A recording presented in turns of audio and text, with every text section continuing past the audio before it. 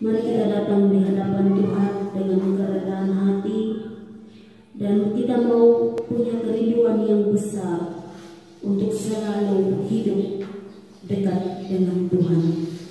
Bukan kata-kata yang indah yang kita ucapkan, tetapi kita mau datang dengan sepenuh hati kita, dan Tuhan melihat setiap hati ketika kita mau datang dengan sungguh-sungguh di hadapan-Nya.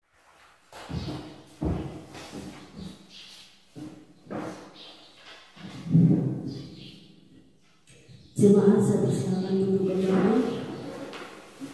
Selamat pagi Bapak Ibu dan saudara-saudara yang dikasihi Tuhan. Salam. Sebelum kita membaca firman Tuhan, mari kita kembali menghadap Tuhan di dalam doa. Kita berdoa. Bapa yang baik, Bapa yang mengasihi kami mengucap syukur untuk pengampunan yang Tuhan berikan bagi kami. Layakan kami pagi ini Tuhan untuk mendengarkan kebenaran firman-Mu. Tuhan memberkati setiap hati, pikiran kami, sehingga setiap firman yang akan kami dengar kami boleh lakukan di dalam kehidupan kami. Terpujilah nama-Mu Tuhan, karena kami siap untuk mendengarkan firman-Mu. Amin. Bapak, Ibu, dan saudara-saudara yang dikasihi Tuhan, mari kita membaca firman Tuhan pada pagi hari ini yang terambil di dalam Lukas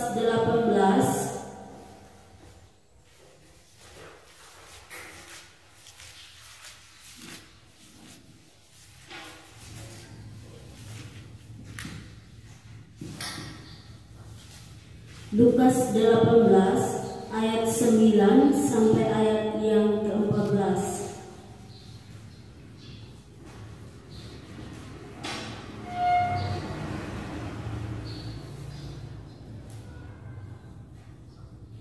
Saya akan membacakan untuk kita semua perumpamaan tentang orang Farisi dengan pemungut cukai. Dan kepada beberapa orang yang menganggap dirinya benar dan memandang rendah semua orang lain, Yesus mengatakan perumpamaan ini. Ada dua orang pergi ke bait Allah untuk berdoa, yang seorang adalah Farisi dan yang lain pemungut cukai. Orang Farisi itu berdiri dan berdoa dalam hatinya begini, "Ya Allahku, aku mengucap syukur kepadamu, karena aku tidak sama seperti semua orang lain, bukan perampok, bukan orang lain, bukan pezina, dan bukan juga seperti pemungut cukai ini. Aku berpuasa 2 kali seminggu, aku memberikan 1/10 dari segala penghasilanku. Tetapi pemungut cukai ini berdiri jauh-jauh, bahkan ia tidak berani menengadah ke langit, melainkan ia memukul diri dan berkata, 'Ya Allah, kasihanilah aku orang yang berdosa ini.' Aku berkata kepadamu, orang ini pulang ke rumahnya sebagai orang yang dibenarkan Allah, dan orang lain itu tidak. Sebab barang siapa meninggikan diri, ia akan direndahkan, dan barang siapa merendahkan diri, ia akan ditinggikan."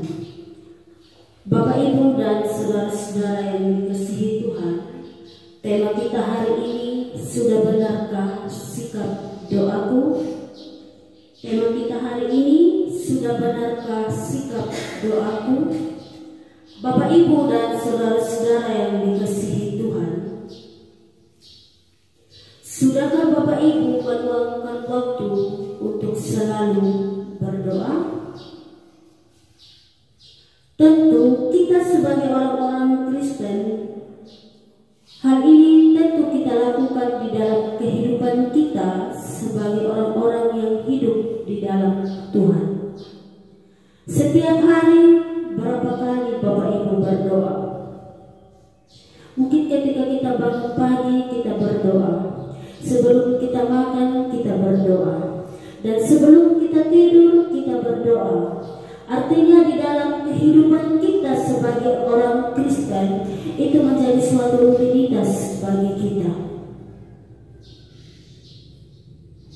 Makanya di dalam nats yang kita belajar di sini Bapak Ibu dan saudara-saudara yang dikasihi Tuhan, makanya Makanya mustahil bagi kita sebagai orang-orang Kristen untuk tidak tahu bagaimana berdoa yang benar.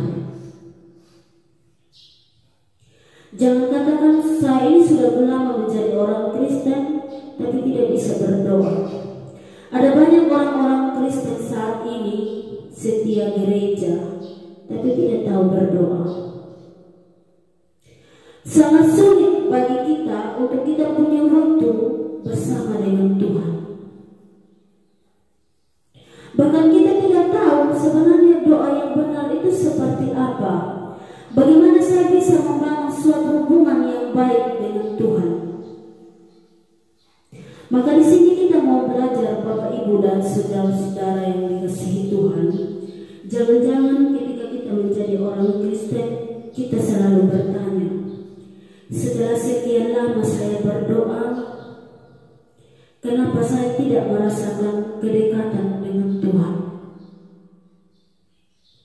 Mengapa doa tidak membuat hubungan saya dengan Tuhan bertumbuh? Saya rajin gereja, rajin beribadah, rajin melayani, tetapi doa-doa saya sepertinya Tuhan tidak dengar. Apakah saya sudah berdoa sesuai dengan kehendak Tuhan atau tidak? Hal-hal seperti ini di dalam dunia kekristenan itu menjadi pertanyaan. Mengapa doa tidak membuat hubungan saya dengan Tuhan bertumbuh? Apakah saya ini menjadi orang Kristen sudah berdoa sesuai dengan kehendak Tuhan atau tidak? Setelah sekian lama saya berdoa, kenapa saya tidak merasakan suatu kedekatan yang erat, yang baik dengan Tuhan? Hal-hal demikian mungkin ini menjadi pertanyaan di dalam hati kita. Saya ini sudah menjadi orang Kristen bertahun-tahun, tapi kenapa saya tidak bertumbuh? Mungkin kita bertanya, apakah selama ini hubungan saya dengan Tuhan itu semakin bertumbuh atau tidak? Sudahkah saya menjadi orang Kristen yang tetap memiliki suatu hubungan yang baik dengan Tuhan atau tidak? Maka di dalam nats yang kita belajar, di sini kita melihat Bapak Ibu dan saudara-saudara yang dikasihi Tuhan, ada dua individu yang dijadikan contoh oleh Tuhan Yesus bagaimana sikap doa yang benar. Yang pertama adalah doa orang Farisi, ayat yang ke-11. Orang Farisi itu berdiri dan berdoa dalam hatinya begini, "Ya Allah, aku mengucap syukur kepadamu karena aku tidak sama seperti semua orang lain, bukan perampok, bukan orang lain, bukan pezina, dan bukan juga seperti pemungut cukai ini." Bapak Ibu dan saudara-saudara yang dikasihi Tuhan, karakter orang Farisi percaya ketika dia menjalankan semua peraturan agama, peraturan dan ketentuan agama, maka dia menganggap dirinya bahwa dia adalah orang yang paling baik, orang yang paling benar, sedangkan orang lain tidak. Makanya orang Farisi terkenal karena mereka begitu taat terhadap peraturan dan hukum Musa di dalam perjanjian lama. Maka orang-orang Farisi ini sebenarnya tahu tentang isi kitab suci dan memiliki reputasi yang baik di dalam masyarakat zaman itu. Tetapi orang-orang Farisi menganggap bahwa saya ini sebenarnya bukan orang yang bercela. Mereka menganggap diri bahwa saya ini bukan orang yang berdosa. Jadi dia menganggap diri bahwa saya dibenarkan karena usaha saya sendiri, bukan karena kemurahan dan belas kasihan Tuhan. Ketika dia menjalankan semua ketentuan agama, ketika dia menjalankan semua hukum Musa di dalam perjanjian lama, maka orang Farisi menganggap dirinya bahwa saya ini orang yang paling hebat. Saya dibenarkan ini karena usaha saya sendiri, bukan karena kemurahan dan belas kasihan Tuhan. Maka dia menganggap diri bahwa saya ini sudah sempurna dari orang lain. Bapak, Ibu, dan saudara-saudara yang dikasihi Tuhan, di dalam ayat selanjutnya orang-orang Farisi itu berdoa bahwa mereka tidak mengaku dosa, tidak memuji Tuhan, bahkan menganggap diri layak di hadapan Tuhan. Bahkan mereka tidak bisa bersyukur atas segala sesuatu yang Tuhan sudah lakukan. Ketika orang Farisi datang di dalam bait Allah, dia maju ke depan, lalu dia lihat ke atas, lalu dia melihat orang lain ke kiri dan ke kanan, lalu dia berdoa. Artinya di sini bahwa orang Farisi menganggap diri lebih layak di hadapan Tuhan daripada orang lain. Orang Farisi tidak merasa bahwa saya tidak perlu untuk mengaku dosa di hadapan Tuhan. Saya sebenarnya tidak perlu bersyukur atas kebaikan Tuhan. Kenapa? Bahwa dia merasa bahwa saya orang yang paling dihormati, orang yang bisa melakukan segala sesuatu, dan dia merasa bahwa diri orang yang paling hebat. Itu adalah doa-doa orang Farisi.